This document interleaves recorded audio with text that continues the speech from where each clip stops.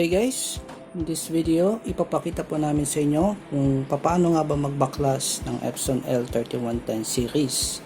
So, tutok lang po sila sa video ito.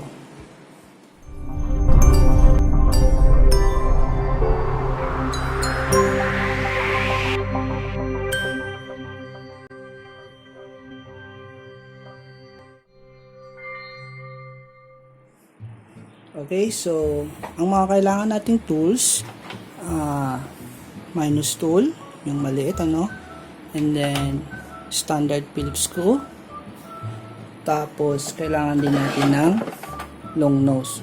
Okay, so una, kailangan muna natin tanggalin yung kanyang pinaka scanner para matanggal natin yung kanyang mga side cover.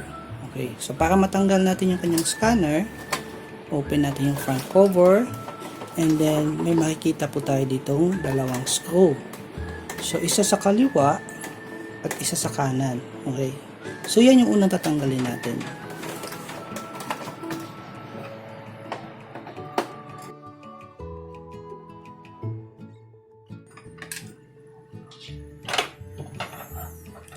So pag natanggalan natin siya, iangat lang natin dahan-dahan yung ating scanner assembly.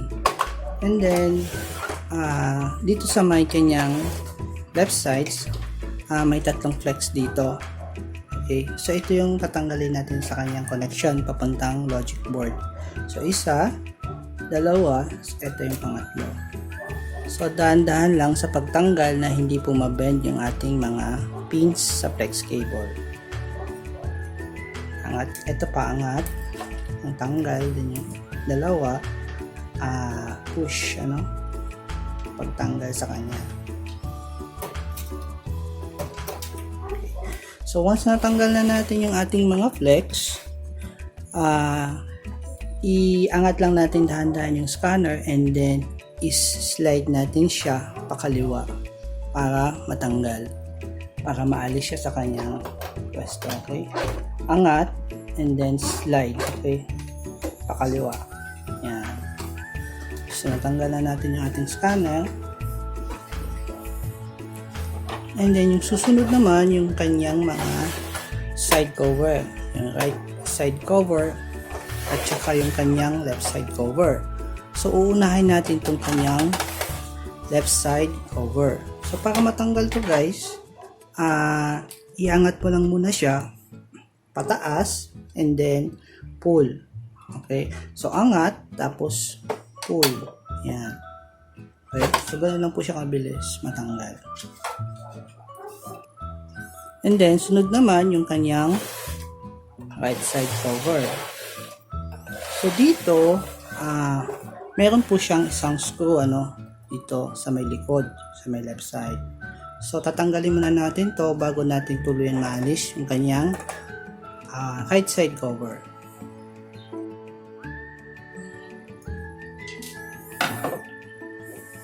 So uunahin natin to itong maliit na cover sa my right side, kasi ito yung pinaka cover po ng waste ink pad ng printer.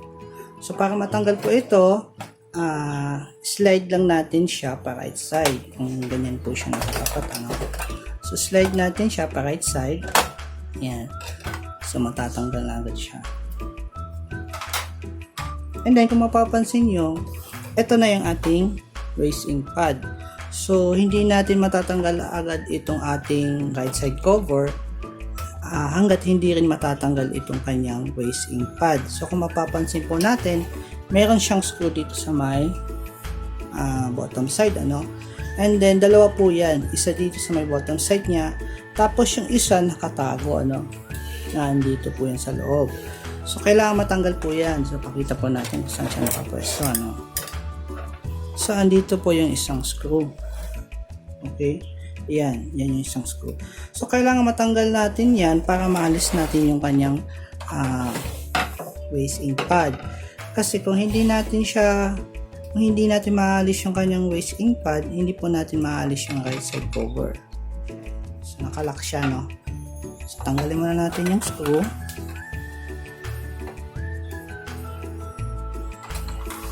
Then dito sa may top side. Yun, no? Dito po sa loob yung kanyang isang screw. Yan.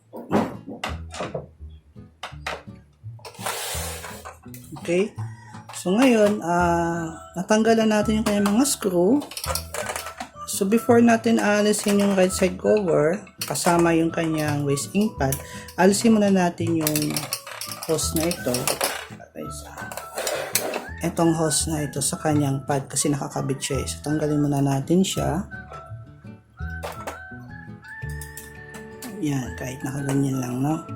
So para hindi siya mag-cause ng harang kasi ano yan sasabit yan, hindi siya mag-cause ng pagsabit sa pag-alis ng waste ink pad. Okay? So ngayon, ganun din guys, paangat. And then pull natin siya na dahan-dahan. Ayan. So ngayon, sasabay natin yung kanyang waste ink pad. Ayan, kung makikita nyo, hindi natin siya malalabas hanggat hindi din matatanggal yung right side cover. So ayan, so natanggalan natin siya. Ayan.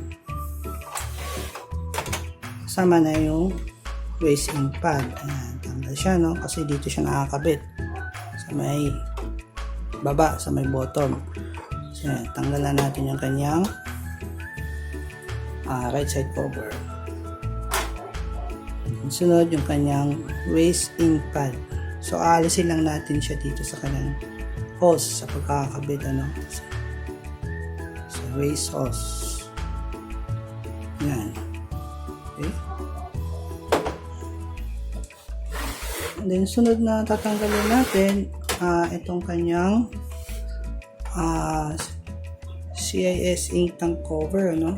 Itong front cover na to kailangan natin matanggal para maalis natin yung CIS niya, itong continuous ink niya, no? So, mahaba yan. So, para matanggal natin yan,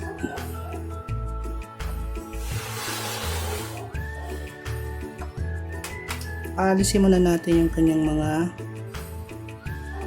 takip sa CIS, ano? Itong mga rubber na ito. So, alisin natin itong mga cover na to, no? Kasi nandito po yung mga screw na naka-lock para maalis tong ating front cover. So kung makikita nila, meron pong screw dito. Yan, itim, maliit. And then sa my right side, meron din. So para maalis natin yan, kasi hindi natin screw, kailangan alisin natin tong mga takip na to. Okay?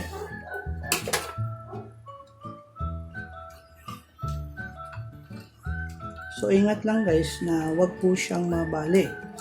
Kasi nababali po ito, no? So para hindi siya mapersa, gamitan natin ng minus. Pang-alalay lang.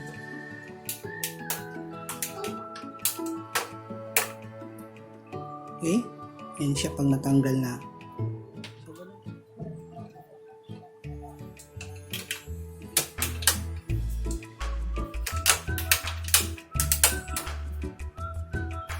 Okay. So natanggal na natin yung dalawang takip na sa ink tank. So ngayon, pwede na natin matanggal yung kanyang dalawang screw na nakatago dito, ano? Kasi wala nang nakasabit. So tanggalin natin siya.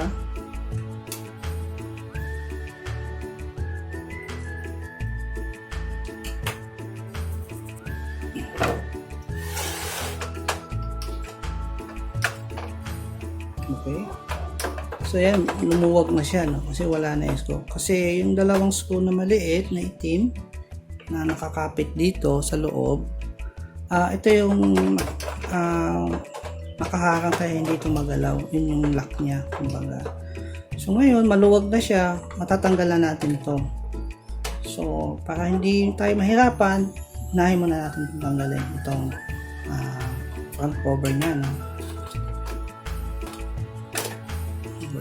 Tanggal na siya. Then susunod yung kanyang cover sa CIS. So ito guys, ingatan lang natin kasi nababali din po ito, ano. Lalo na yung bandang bottom niya. Dito nababali po yun. Nagkakaroon ng crack at napilit. So, para hindi natin siya mabali, lalayan natin maigi. Ayan. Gaya niya, no? Unahin natin yung right side para lumuwag. Ayan, okay? Okay, kita ba? Ulitin natin.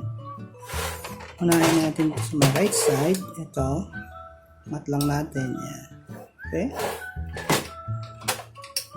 Ayan. So, maluwag mo yung right.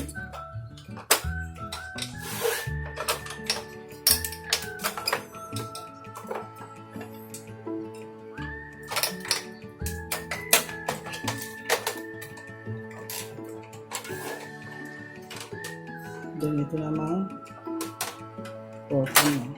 Ayan. Okay? So, may lock siya dyan eh. Okay. So yan. Tanggal na yung kanyang front cover sa kanyang CIS tank. Then ito na yung susunod. So dito naman, para maalis natin to, may dalawang screw din po dito.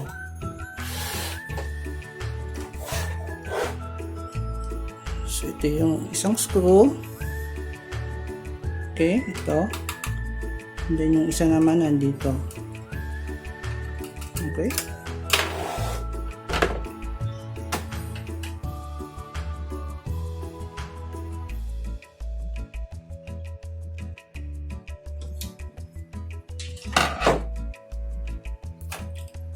So, angat lang natin siya once matanggal na natin yung kanyang mga screw. Yan. Okay. So, tanggal na siya. So, anyway guys, tanggalin na rin natin itong dalawang ito, itong cover ng ink tank. Nang sa ganun, hindi siya mag-spill, ano. Kasi syempre nagagalaw-galaw natin yung ating printer, so para maiwasan natin yung spill, yung ink leakage, tanggalin na natin kasi ikakabit natin siya habang binabaklas natin yung ating CIS. Okay, so tanggalin natin siya para sure na hindi po mag-leak. Yan. So alasin mo lang siya sa kanyang pagkakalagay. Okay.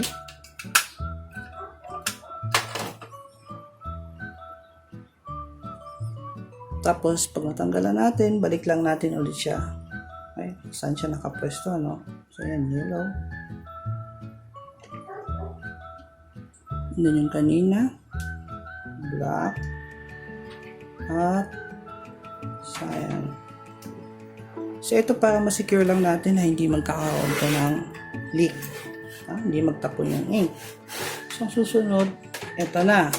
Kanyang mga CIS. So, isang buo po yan, kasama to. So, ito, para matanggal natin itong kanyang tangke, yung ink tank niya, may screw dito. So, hindi natin magagalaw, anyway, hindi natin magagalaw to guys, kapag nakalock siya, no? So, pagka turn off kasi natin yung ating printer, naglalak po yung kanyang purge. So, hindi mo magagalaw yan, kasi nakalock siya once na turn off mo yung ating printer. So, hindi natin mahirapan tayo dahil yung screw nga niya nandito. Okay? So, hindi natin ma-unscrew, hindi natin matatanggal sa screwdriver, no? So, para ma-unlock natin to, kita ko muna yung lock, no? So, ito po yung lock niya, yung puti na to. Okay? Ito pa. So, ito po yung lock niya. To. So, para ma-unlock natin siya at maigalaw natin yung ating carrier pakaliwa, kailangan i-unlock natin to, no? Para magalaw natin. So, para ma-unlock yan, ito lang po yung gagalawin natin, itong gear niya. So, tignan nyo lang. Okay? So, i-move nyo muna pala forward yung carriage para lumuwag, ano? Forward. Kung nakaharap ka sa ganyan, move mo muna siya pa kanan. Okay, so na-move na siya. So ngayon, makikita mo, ayan, nag-unlock na siya. Yan. So galaw mo lang tong gear pa kanan. Yan, nakikita nyo guys. Gumagalaw po yung dito, yung purge, yung gear niya, no? pagka ginagalaw ko itong gear. So yung sa lock din niya, nag-unlock. Okay, sa pakanan ang galaw natin sa gear. Yan. So nag-unlock na siya. So once unlock na, ma-move na natin yung ating carrier pakaliwa. Yan. Okay. So pag na-move na natin siya pakaliwa, magiging visible na yung ating mga screw na nakakapit dito sa ink tank. Okay. So yan po yung screw, 4 po yan, medyo hindi ganong kita kasi nakatago ano. 1, 2, 3, 4. So itong pinakadulo medyo kita siya. Okay, focus lang natin. Ito po yun. So kada kulay, kada color, mayroon po siyang screw na kapit. Okay. So tatanggalin po natin yung 4 na screw na yan para maalis po natin tong ink tank niya. Okay?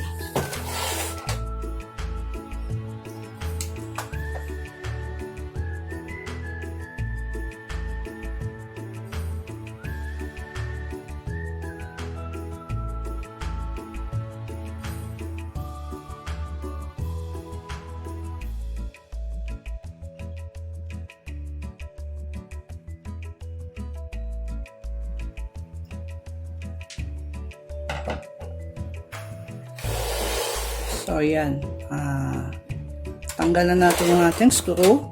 So maangat na natin yung ating ink tank. So move natin siya pa left, okay? So, para mga-unlock. Then angat. Yan, okay? So kaya natin siya move pa left kasi may nakaharang din po itong lock niya, no? Ito.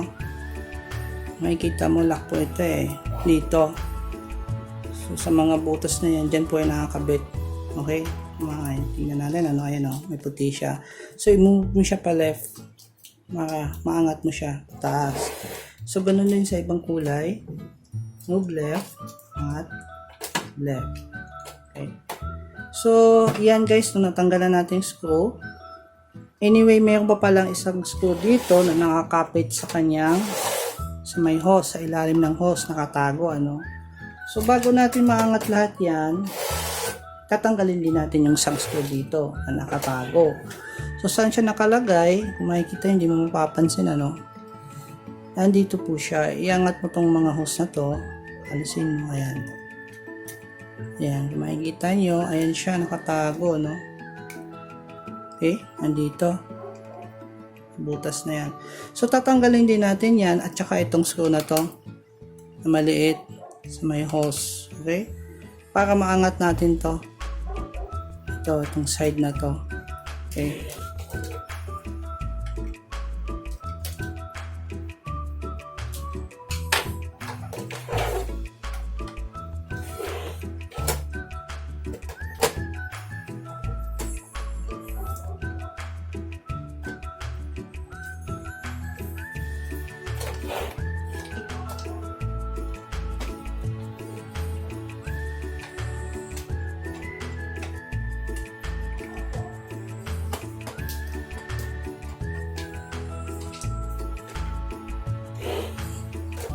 Okay, so yan yung spoon niya.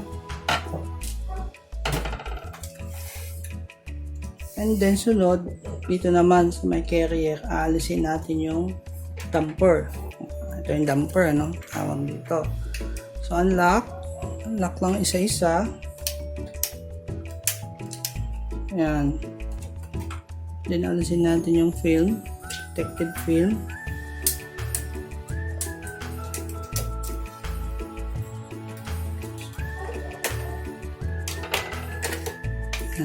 Okay? Then saka natin maangat to.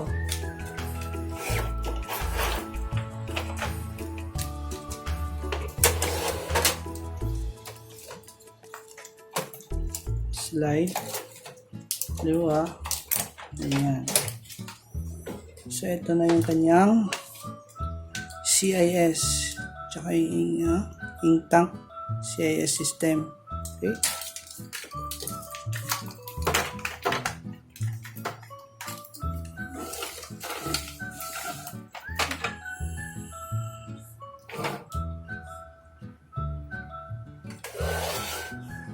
Okay, so yung susunod na tatanggalin natin yung kanyang logic board, ano, sa may likuran. Okay, so ito yung kanyang logic board. So para matanggal natin yan, kailangan maalis muna natin yung kanyang mga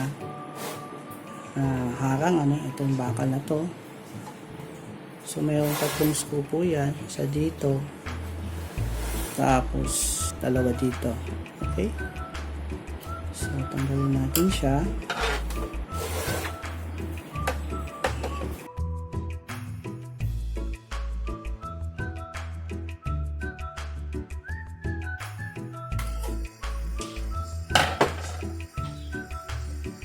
Angat lang natin siya.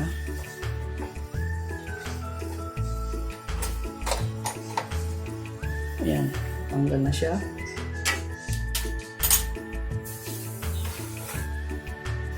Then susunod yung kanyang mga screw sa mismong logic board. Okay, so isa dito, dito at saka dito. So bali 3. So para matanggal natin yung screw dito, alisin muna natin ito, yung pinakakanyang rear tray.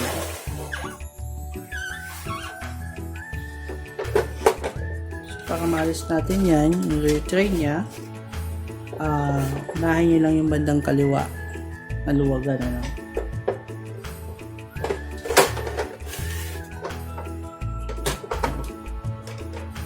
Angat nyo muna, ganyan. Takin nyo yung kaliwa. Ayan, tatanggal na siya. Yung rear tray nya.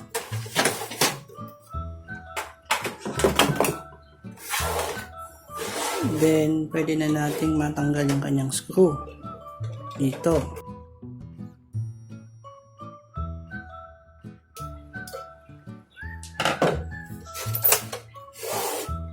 So, alisin muna natin pala guys yung kanyang mga kabit na mga motor, tsaka yung flex. Okay. So, ito yung sa motor. Flex cable ng head. Ito yung sa PF motor. Power supply. Yan. Tapos ito naman yung isang screw sa may bandang gitna, no?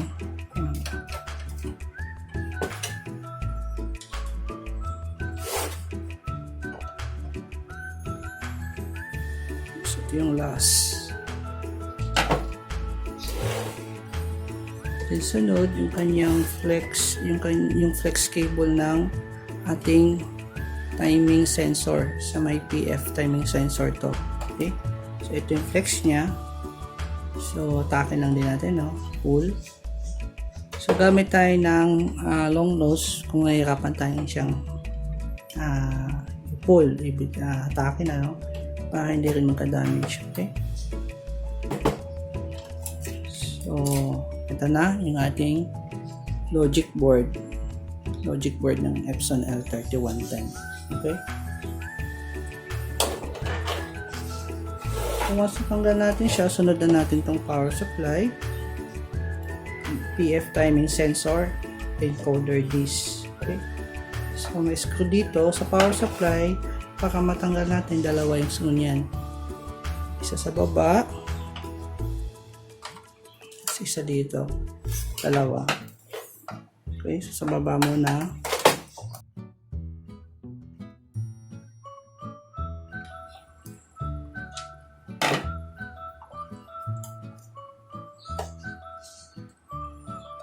Yan, so ito yung kanyang power supply na.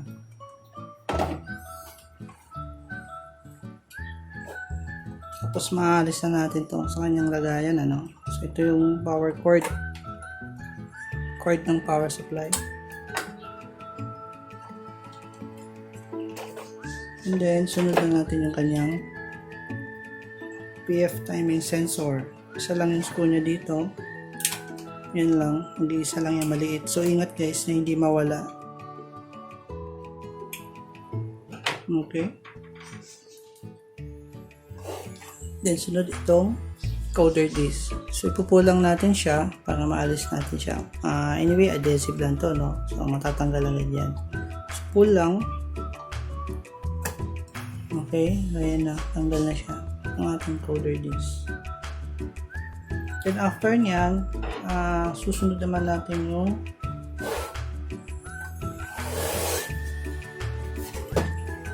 shop roller, yung mahaba na to. Tapos para maalis natin yung shop roller, aalisin natin yung lock nya, no? Ito yung lock, shop roller lock, and then yung spur gear. Kailangan ma-unlock siya sa spur gear. Okay, so yun, kung makikita mo may lock siya, so hindi mo siya matak basta-basta. Okay, so unahin natin to para matanggal yan. Hindi, may isang screw yan sa may front ito. Okay,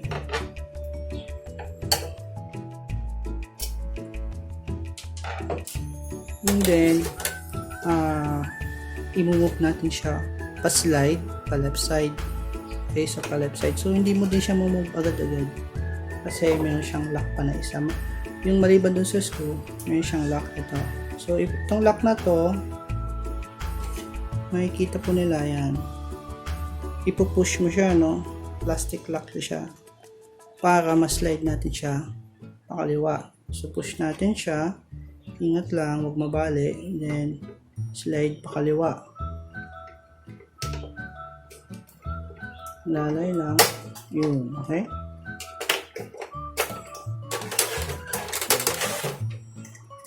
okay, so maangat na natin siya.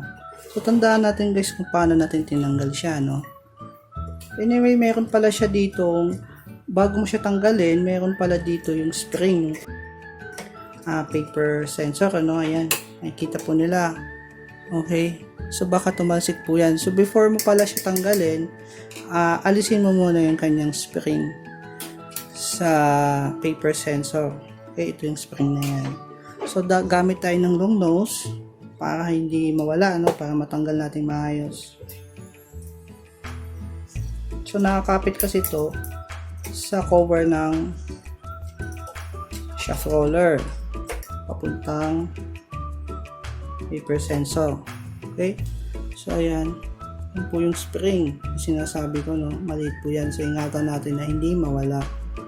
Okay, so unahin mo nang tanggalin yung spring na yun, and then saka natin tanggalin tong lock. Okay, so dito kasi nakakabit yung spring na yan dito. Okay, tapos papunta sa paper sensor. Ito, paper sensor niya. So once natanggal na natin, sunod na natin yung kanyang shaft roller. Para maalis natin yung shaft roller, kailangan maalis yung kanyang spur gear. Ito po yung spur gear niya, itong malaking gear na to. Okay, so may lock po yan dyan guys, ano? Yan, may lock po yan. So kailangan i-unlock lang natin siya habang itutulak natin siya pakanan. Okay, so habang i-slide natin siya pakanan, unlock natin dito. Unlock natin, gamit lang tayo ng minus. Okay, slide natin, no? Para kita. So unlock natin siya, tulak natin, no? Habang ina-unlock, tulak natin siya pa kanan. Ayan na, so lumuwag siya. So ikot-ikutin mo lang to guys, kasi nasasabit siya dito. Ikutin mo lang yung roller, hanggang sa mahatak mo siya pa kanan.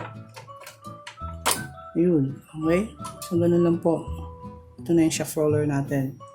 Tapos alalayan mo yung spur gear mo kasi may spring po yan, no? Pag tinanggal mo siya, isang buo yan. Okay, yan, isang buo siya. So yan po yung spring na tinutukoy ko na baka matanggal, tumalsik kung hindi tayo nag-ingat, ano? Okay, so yan siya. So itong spur gear, ito po yung pinapalitan kapag hindi na kumakain ng papel yung ating printer. So halimbawa magpiprint tayo, tapos gumagaragal, may tunog lang na maingay sa may right side, tapos hindi kinakain yung papel. So ito yung may problem, itong spare gear niya. Okay, so nabubungi po kasi yan, kung makikita nila, maliliit na gear po yan, ay, maliliit siya. So nabubungi po yan katagalan.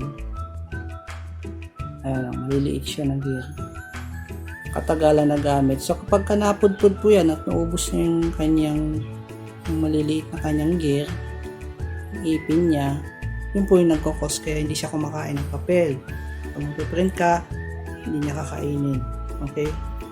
Okay, so ang isusunod natin yung kanyang yung kanyang separation. Okay, so ito yung kanyang separation or retard roller. Itong goma na to. Okay, so para matanggal natin yan, aalisin muna natin yung kanyang rear tray. Itong back rear tray. Okay, so madali lang alisin to. Gamit lang tayo ng maliit na minus. Okay, minus tool. And then dito tayo sa kaliwa, unahin natin itong kaliwang side. So dahan-dahan lang, paalis, paangat, punta dito. Matanggal natin siya. Yan. Once natanggal na, kaliwa yung angat natin, atakin natin siya pa-slide pa kaliwa naman. Sa kaliwa ang una, pa-slide ulit pa kaliwa. Okay. So dahan-dahan guys, kasi may dalawang spring yan sa likod niya, no. So baka tumalsik. Okay. Ayan. So tanggal na natin siya. So ito po yung spring na sinasabi ko, yung dalawa. Okay. Kita ba? So yan po yung dalawa. Okay. So pag natanggalan natin to, yung kanyang rear tray, makikita na natin yung kanyang retard roller. Okay. So may spring po yan. Ito yung spring niya. So para maalis mo siya, aalisin mo yung spring. Kaya kailangan natin tanggalin yung rear tray kasi nakaharang siya, no? Hindi makikita yung spring na to. So tanggalin lang natin siya. Okay. Alisin na natin sa pagkakahook. Yan yung spring niya. Okay. And then luluwag na yung ating retard roller. So sa baba, usog natin itong tray. Makikita natin siya. Ito yan, So hindi natin siya agad matatanggal. So huwag natin pilitin na maalis siya, Kasi dapat ma-pull natin siya. Kasi baka mabali yung spring ng retard roller. So para maalis natin siya ng maayos, ito dito banda sa may itong separation niya, mahaba na roller, separation roller. Medyo iano lang natin siya, iangat, i-pull. Ayan, para lumuwag, Lalayan mo lang, pull natin yung separation roller konti para lumuwag. Yan. Okay? So natanggal na natin yung retard niya. Yan yung retard roller.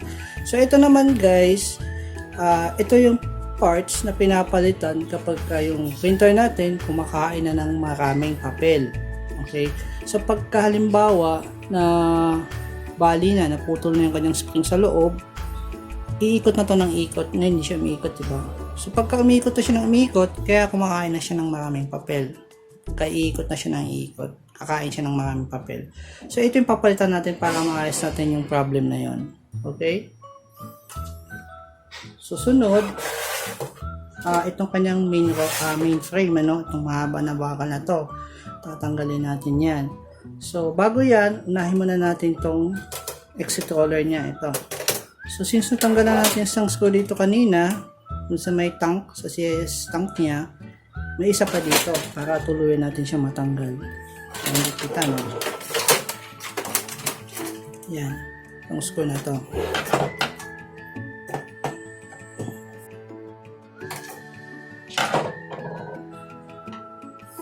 Angat lang natin, tanggalan yung exit roller.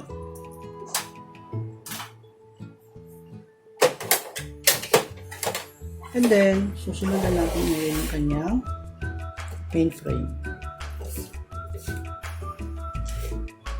So anyway, bago yung mainframe, secure muna natin yung kanyang print head. So kasi hindi pa natin siya natatanggal. So ito yung print head. Okay? So para matanggal yung print head, unlock natin to. Kailangan ito maalis. Kasi may 3 screw yan, so nakaharang to, no? So dito, may lock siya kaliwa. Okay, pakita lang natin. Ito yung lock. Yan, itong white na to. And then, kaliwa, medyo natatakpan siya ng flex. Pero ito siya. Dito siya, no? Ito yung white niya. So, push lang natin. Ganun din sa kaliwa. Angat na natin.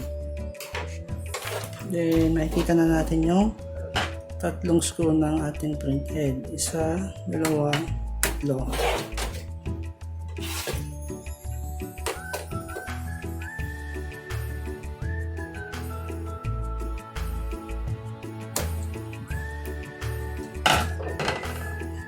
Angat na natin yung print head. Maangat na natin yan agad pagka natanggal na natin yung screw.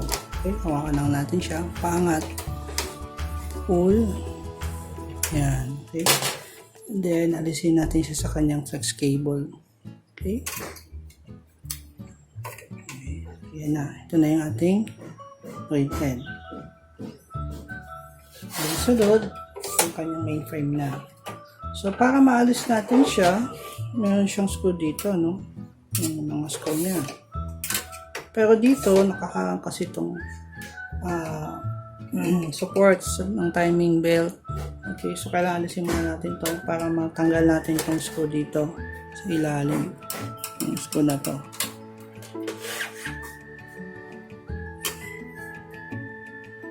So, alisin natin siya. Yung spring na to. So, ingat lang na hindi tatalsik guys, ha. Okay, ayan. Alisan natin. So, anyway guys, mayroon pa pala ang screw yan. Nakatago kasi dito, no, sa loob. Ito. Ayan, nakikita nila. Alisin din natin to, syempre. After natin matanggal yung spring. Okay, so ito yung screw niya dito sa loob.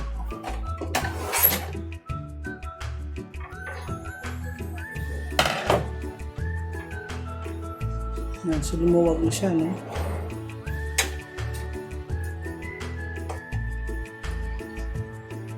Okay?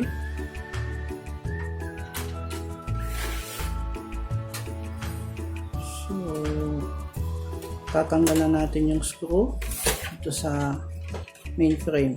Okay? So, ito po yung mga tatanggalin natin. Ito may maliit pa dito. Isa, dalawa, tatlo, 4. Okay. So, unahin natin itong maliit na screw sa may bandang kaliwa.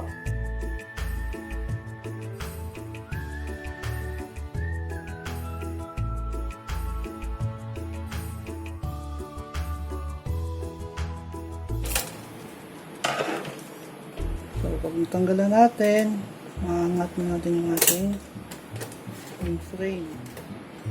Okay. Ito na yung mainframe natin.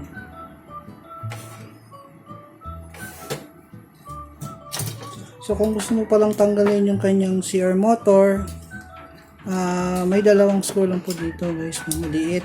Yan. Okay. So, alisin mo lang yan. Tapos, ito, yung maliit na ito, maalis mo na yung CR motor niya. Okay. So, pwedeng hindi mo na rin alisin itong plastic pero kung gusto mo lang. Kasi dito nakapulupot yun eh. Nakaikot yung wire. Okay. So, ito na yung ating printer. So, ito yung purge. Pwede mo rin siyang tanggalin. Para matanggal natin yan, tatanggal mo siya ng buo. So, ito may screw dito. Yan, itong screw. Okay. So, yan lang. Yan, tsaka ito. Isa pa. Matanggal natin siya.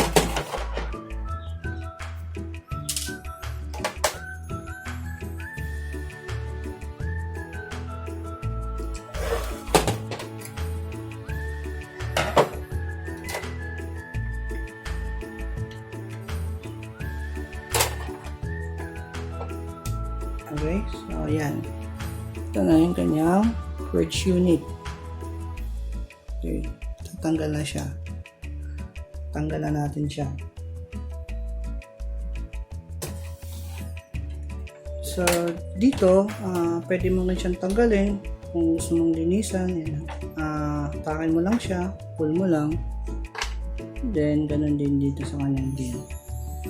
Baba. Okay? At ito. So, pwede mo na siyang linisan kung madumi na, no? Kung mancha na ng ink. Okay? And then, itong main roller niya, pwede mo rin tanggalin yan. Para matanggal natin yan, may ano dito, no? May spring dito sa baba niya. Ito. So, kailan maalis mo to para maangat natin yung main roller kasi hindi siya maangat eh. Kasi nakaharang. Maliban doon yung kanyang PF motor, ito. Kaharang din. So, sabay kasi yan sila maalis, ano. So, unahin muna natin yung spring. Ito. Naka-hook lang naman siya. So, yung unhook natin na yan. Wala na, no? Tanggal na. Tapos, sunod natin tong screw sa may PF motor.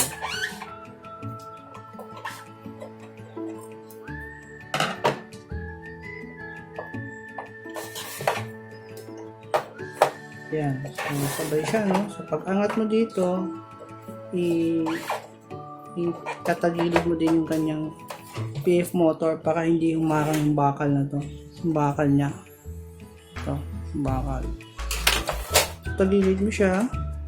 Yan. So, maangat na natin yung ating main roller. Okay? Ayan. Tanggal na. So, ingat lang na mawala ito guys, itong spring na to. So, kung paano natin tinanggal, doon mo lang din siya kakabit, i-hook yung spring na yan. So, after nyan, ayan, magtatanggalan natin yung ating motor, PF motor. So, alisin natin to. Maalis natin yung kanyang cord.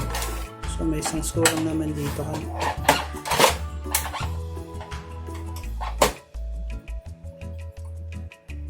Okay, so yan na. Tanggal na natin siya. Yan. Yan yung PF motor.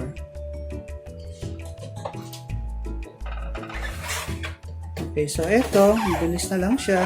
Pwede mo natanggalin yan. May lock lang dito. Lang, gamitan mo lang ng minus. Okay, so ayos linisan din yung gear. And then, same dito sa exit roller. Ito, itong mahaba na to. Okay. So, para matanggal mo din to, itong roller na to, takin mo lang to.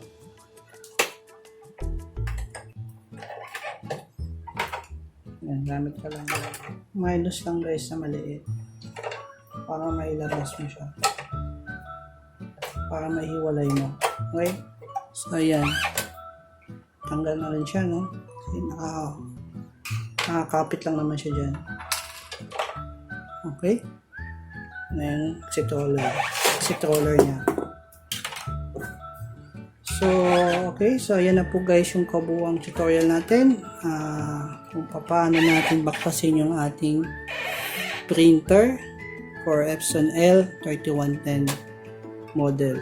So, itong tutorial na ito, applicable din po ito for Epson L3115, L3116, L3150, L3156. Okay. So, yung L3150, mayroon lang siyang Wi-Fi na nakakabit. Yun lang yung additional niya sa may bandang logic board. So, mabilis na lang yung makita kasi sa side lang naman siya. Pero the rest, same lang kung paano natin tatanggalin yung bawat parts. Okay. So, sana po may matutunan po sila sa video ito. At please subscribe po sa aming YouTube channel para sa mas marami pa pong video tutorials. Okay? Thank you for watching.